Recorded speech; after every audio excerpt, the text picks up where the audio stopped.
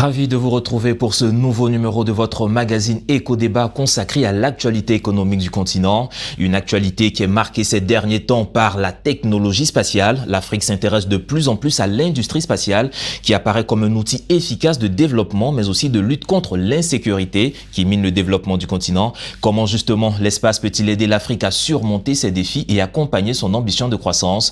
La question est au centre de réflexion au plus haut niveau sur le continent et aujourd'hui Éco-Débat ouvre le débat avec vous et avec des experts qui nous ont rejoints sur ce plateau. Fernand Ballet, vous êtes le directeur du CIGN et le coprésident de Géodésie Nations Unies. Merci d'être avec nous. Je vous remercie.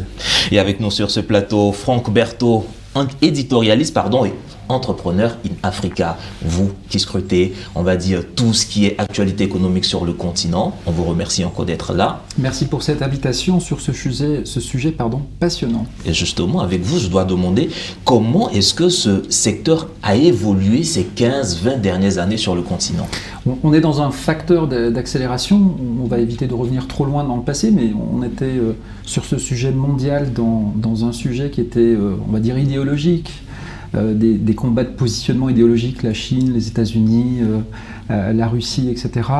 Et puis à partir de, on va dire, la mise en place sur la station internationale, passé les années 98-2000, on assiste depuis à une privatisation des choses. Il n'y a pas que le secteur public, il n'y a pas que les agences intergouvernementales qui s'intéressent au sujet. Et puis plus récemment, ce marché qui pèse à peu près 550 milliards de dollars s'intéresse évidemment à nos sujets africains, qui sont peut-être pas les mêmes, hormis la sécurité et puis les enjeux de développement, avec la création de cette agence africaine pour l'espace, qui vient un petit peu coordonner avec l'Union africaine dans l'agenda 2063, des choses qui sont peut-être un peu plus proches de nos réalités continentales, mais avec des sujets passionnants, des développements sur l'information spatiale, avec des nouveaux métiers. Et au cœur de ce système, il faut rappeler quand même que malgré à peu près 20 000 satellites, entre 17 000 et 20 000 satellites qui sont au-dessus de nos têtes actuellement, à peu près 7 500 sont actifs, d'autres sont à l'état de débris ou sont à l'arrêt. Le continent a lancé, avec à peu près 17 pays, 59 satellites. Donc il y a 59 satellites africains qui sont au-dessus de nos têtes, avec des pays précurseurs. Mais voilà l'état des lieux. Notre marché est un peu plus petit que le marché mondial, mais il est en forte accélération, puisqu'il pèse actuellement 25 milliards de dollars à l'échelle du continent. Alors donc on verra ensemble comment tout cela peut impacter l'économie. Mais tout à l'heure, en vous présentant, M. Fernand Ballet, j'ai dit que vous étiez le coprésident de Géodésie Nations Unies. C'est quoi Géodésie et Nations Unies?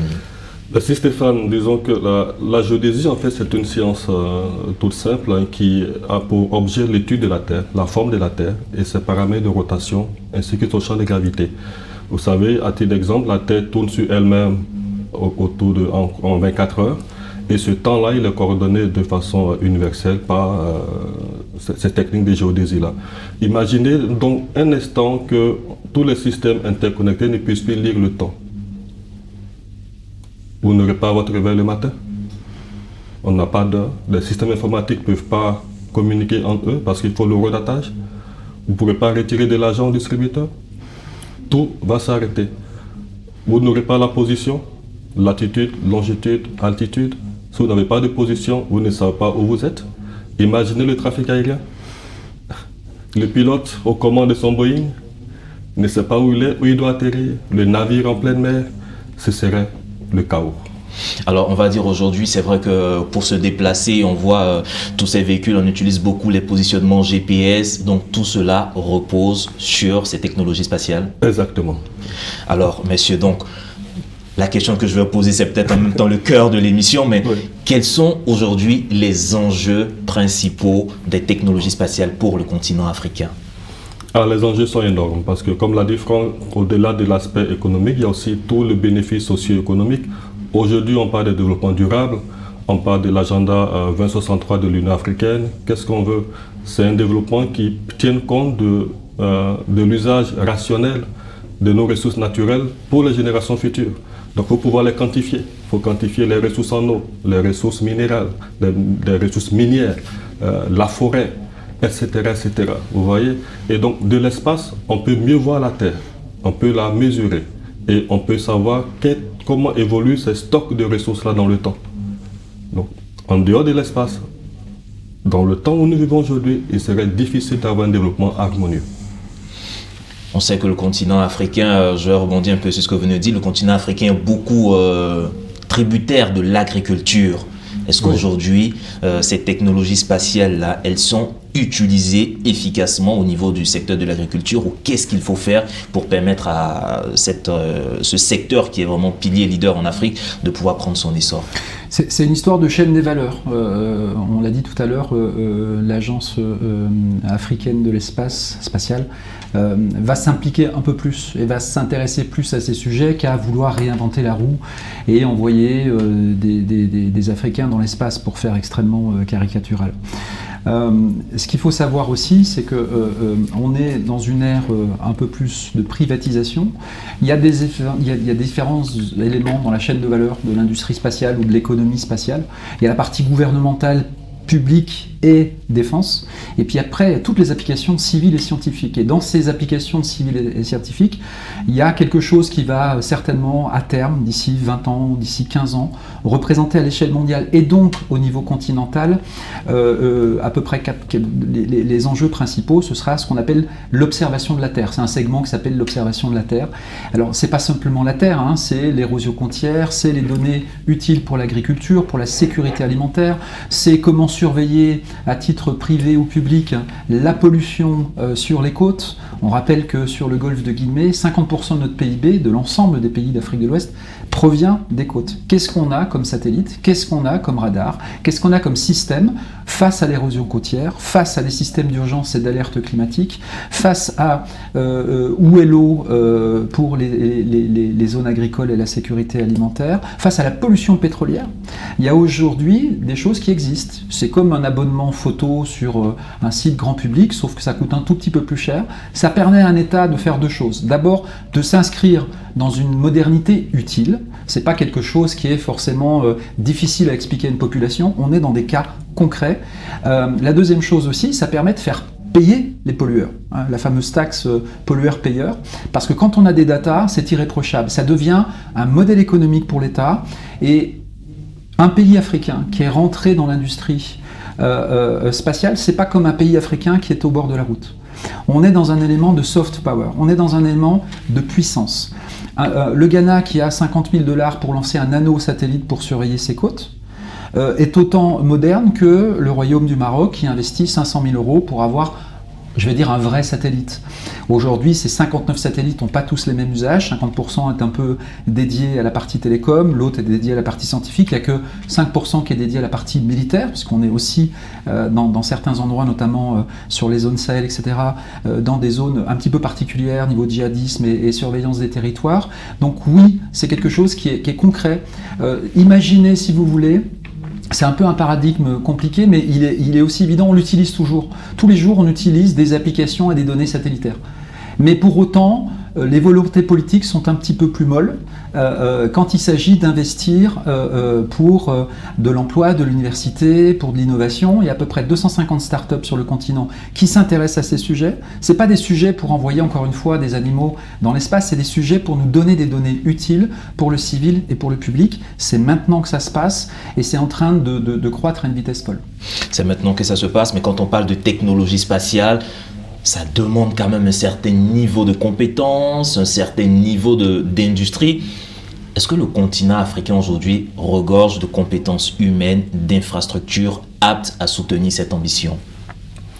Oui, tout dépend en fait de là où on se situe et de là où on veut aller. Dans le domaine spatial, il y a plusieurs choses. Vous avez, c'est vrai, l'exploration qui fait rêver et qui est aussi, je dirais, aujourd'hui comme une chasse gardée des grandes puissances. Mais vous avez aussi tous les bénéfices qu'on a pour pouvoir gérer les ressources, comme je l'ai dit tantôt, et également assurer la sécurité des biens des personnes et également pouvoir ne serait-ce que communiquer. Ne serait-ce que cela. Donc, sur le continent, nous avons des capacités pour justement exploiter ces technologies spatiales-là en termes de positionnement, en termes de télécommunication, en termes d'Internet. Mais c'est vrai, il nous faut une masse critique. Il nous faut une masse critique. Il y a des universités très pointues qui sont en Afrique du Sud, je ne ferai pas de publicité, mais en Afrique du Sud, au Nigeria, en Égypte, sur ces sujets-là. En Côte d'Ivoire, nous avons l'INP également qui forme aussi de très bons ingénieurs en sciences géographiques qui peuvent aussi aider justement à exploiter ces données spatiales-là et à tirer ce qu'il faut pour notre développement. Ça, c'est encore important de le redire en fait. Hein. On ne veut pas aller sur la Lune, ce serait bien de participer à Artemis, mais ce qu'on veut, c'est capter le potentiel qu'on a de l'espace, la puissance des données, la puissance de l'analyse, la puissance de l'information pour prendre des décisions éclairées. On parlait d'agriculture tantôt. Aujourd'hui, on est où? On est dans un environnement où on veut bien vivre. On veut pouvoir préserver nos ressources, on veut préserver la forêt. Donc comment faire en sorte que ce duo aussi antagoniste et en même temps symbiotique qui est la forêt et l'agriculture aillent ensemble? Voilà. Les satellites permettent de savoir où est la forêt, où est la plantation et comment faire en sorte qu'il y ait une harmonie dans l'exploitation des deux ressources. Alors permettez-moi de vous poser cette question parce que quand j'entends, je vois que en tout cas il y a beaucoup de ramifications avec tout ce qui est technologie spatiale. Oui. Est-ce qu'on peut dire aujourd'hui que la question de la conquête de l'espace ou la maîtrise des données de l'information spatiale relève un peu de la souveraineté de nos États? Parce que ces informations que vous donnez sont des informations capitales. Tu as touché du doigt l'un des enjeux majeurs de la conquête spatiale. C'est une question de souveraineté. Parce que pour surveiller son territoire, il faut le connaître. Et pour bien le connaître, il faut toujours prendre, comme on dit, un point de vue. Et l'espace est le meilleur point de vue pour voir la Terre. Vous voyez. Donc, permet de surveiller ses frontières. On parle souvent d'une faible surveillance au niveau de nos zones maritimes.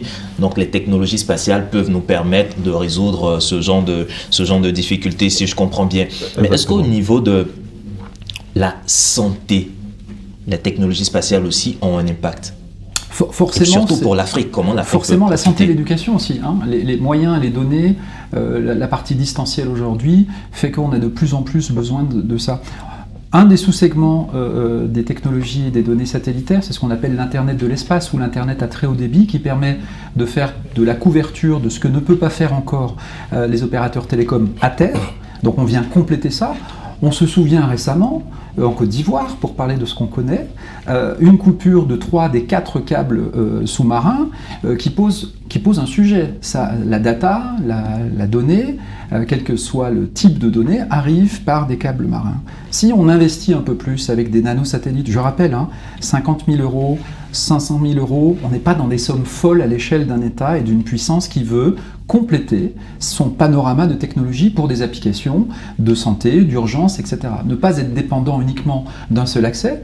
Je rappelle que, pour faire un jeu de mots, celui qui a révolutionné le sujet est sud-africain, il s'appelle Elon Musk. Aujourd'hui, Elon Musk a dépassé en 20 ans une des références qui s'appelait Ariane à l'époque, qui faisait partie des agences nationales spatiales européennes. En 20 ans, il a damé le pion à ces grandes agences gouvernementales. Aujourd'hui, il a lancé 2000 satellites. Ça pose d'autres problèmes. On est sur des régulations maintenant dans l'air, sur le trafic spatial, sur la cybersécurité spatiale, qui posent d'autres problèmes. Donc aujourd'hui, l'ONU est en train de légiférer par rapport à ça, pour faire que cet espace devienne un espace de paix, qu'on soit tous d'accord sur quelque chose, ce point de vue-là, pour des exploitations onéreuses. Au-dessus de nos têtes, il y a à peu près 8000 tonnes de débris. C'est-à-dire qu'il y a à peu près l'équivalent de 5000 à 7000 satellites qui tournent dans l'espace, soit en débris parce qu'une nation, pour en parler, a fait une erreur ou les a détruits à distance. Aujourd'hui, des agences spatiales qui lancent des grands programmes orbitaux doivent parfois modifier leur route. Parce qu'il y a des petits satellites qui sont sur le chemin, d'accord ? Donc ça pose d'autres sujets. La médecine, l'éducation, c'est des nouveaux champs. Il faut considérer l'espace comme le 3e niveau de territoire pour un continent ou pour un pays. On a la Terre, qu'on connaît bien, et qu'on doit respecter de plus en plus. On a les eaux et les océans qu'on connaît de mieux en mieux. Il y a cette 3e notion aujourd'hui. D'où va tout venir en termes d'information pour gérer les deux autres ? Pour gérer les deux autres. Mais une question, en tout cas, je vous ai entendu parler, il y a quelques chiffres qui me laissent un peu sur ma faim. Près de 7000 satellites dans l'espace. Et le continent africain n'a que 59, on va dire maximum une soixantaine. Est-ce un manque de volonté, un manque de moyens ? Qu'est-ce qu'il faut faire pour corriger le tir ? Merci Stéphane. Juste pour rebondir sur la question relative à la santé, il faut aussi dire que les satellites et d'autres capteurs mis dans l'espace permettent de mesurer aussi la qualité de l'air, mesurer le niveau d'élévation de la mer, donc les risques d'inondation, les risques liés aux maladies hydriques. La télémédecine également est aussi possible grâce au service des satellites. Et on peut en citer plein d'autres, notamment aussi les recherches scientifiques qui se font également sur la Station spatiale internationale. Voilà. On ne peut pas tout dire sur le plateau de télé. Mais qu'est-ce qu'il faut pour rebondir? Très bonne question. Stéphane a donné vraiment, je dirais, une vraie overview de toute la situation, parlant du Ghana à 50 000 $ jusqu'au Maroc à 500 000, mais il y a des chiffres encore plus faramineux. L'Afrique du Sud met près de 200 millions de $ chaque année dans le domaine spatial. Vous voyez ce que ça signifie. Et vous voyez la force de ce pays sur le continent. Le Nigeria, 55 millions de $. Vous voyez, donc, et vous voyez que ce sont ces pays qui tirent aussi le continent. Donc la corrélation entre la conquête spatiale et le bénéfice pour l'économie et le bien-être social des populations, il est clairement établi à ce niveau-là.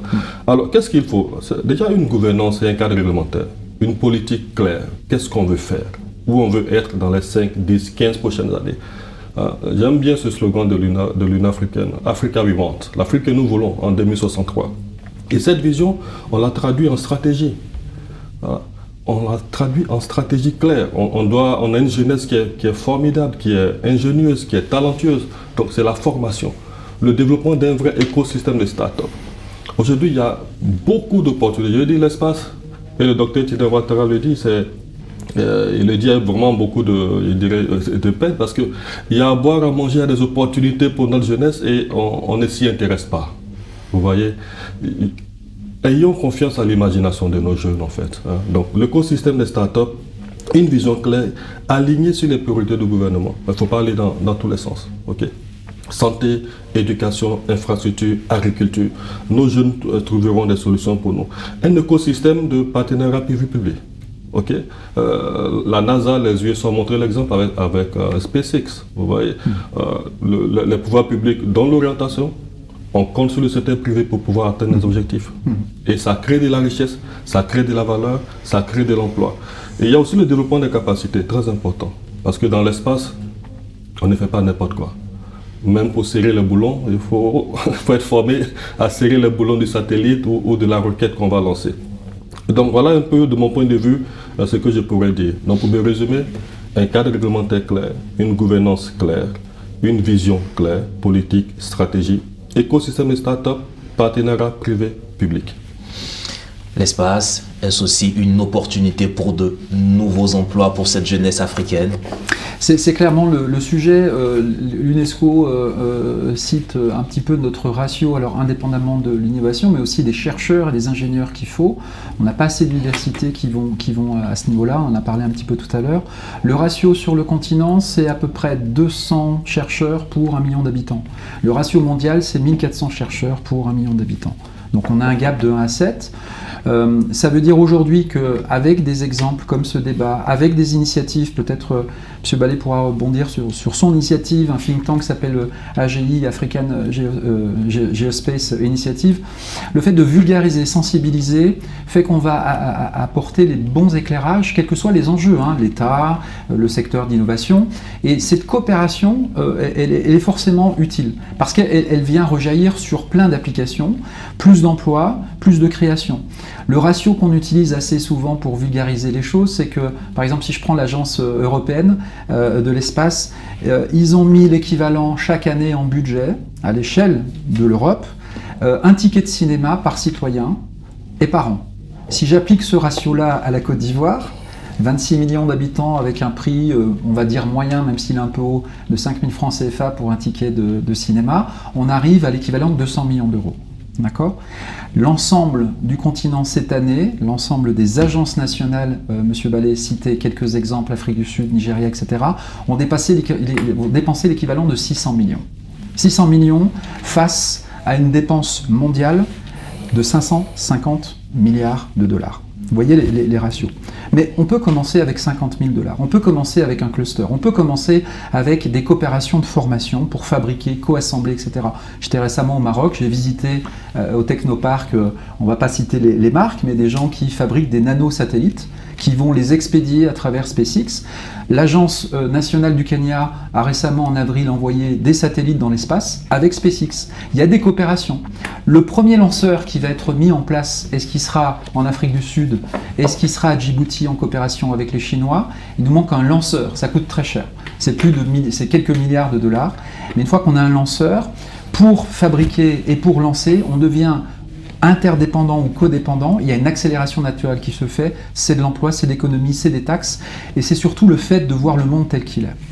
Justement, quand on parle comme ça, pour les pays africains, c'est peut-être des budgets assez faramineux. Est-ce qu'aujourd'hui, il y a des initiatives régionales ou même continentales pour fédérer les énergies dans le sens du développement des technologies spatiales? Il y en a probablement, avec plus ou moins de succès. Mais ce sur quoi je voudrais m'appesantir, c'est l'initiative que nous entendons mener à notre niveau. Parce que Stéphane, tu le disais tantôt, je suis le coprésident du sous-comité des Nations Unies sur la géodésie. Et l'un de nos motos, c'est Think Global, Act Local. C'est-à-dire penser vraiment de façon globale et agir là où nous sommes pour faire bouger les choses. Et cette initiative que nous voulons porter, en fait, va accélérer la collaboration et la coopération.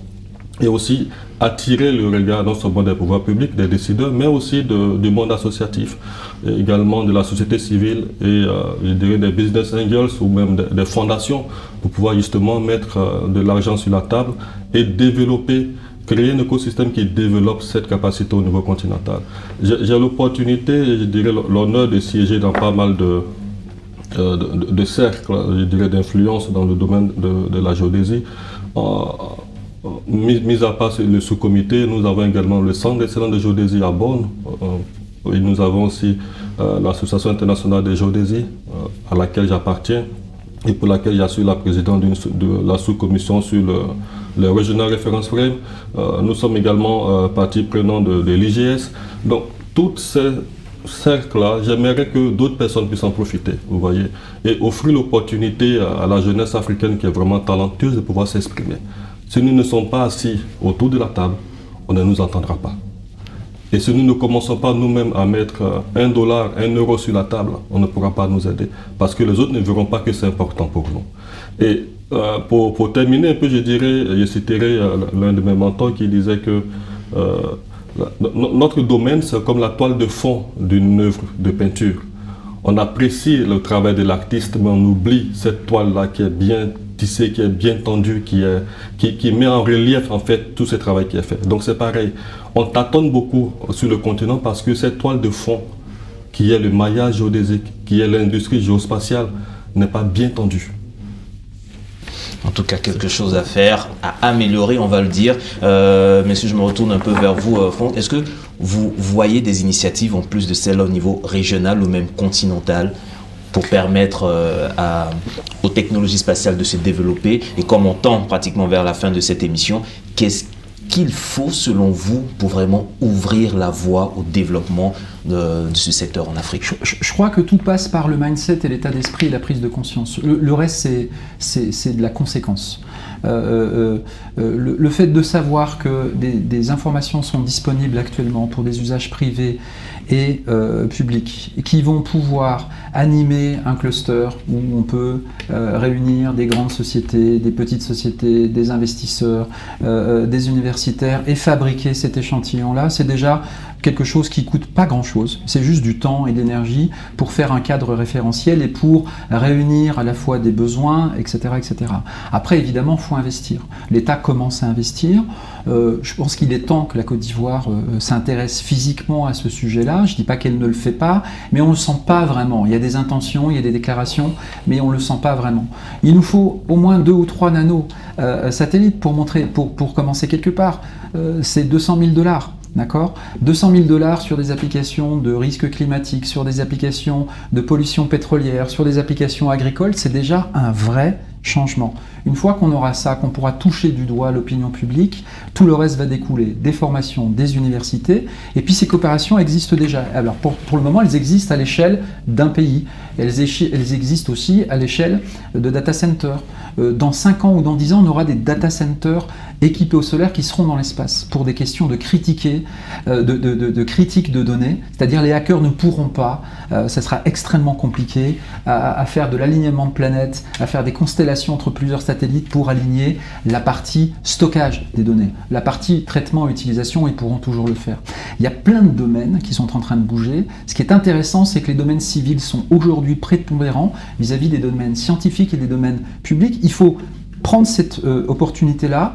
Tout est accessible, c'est beaucoup plus simple qu'on s'imagine. Il faut remettre juste de l'éclairage là où il est utile et on appuie sur le bouton très fort. C'est à notre portée de main et ça peut se faire demain.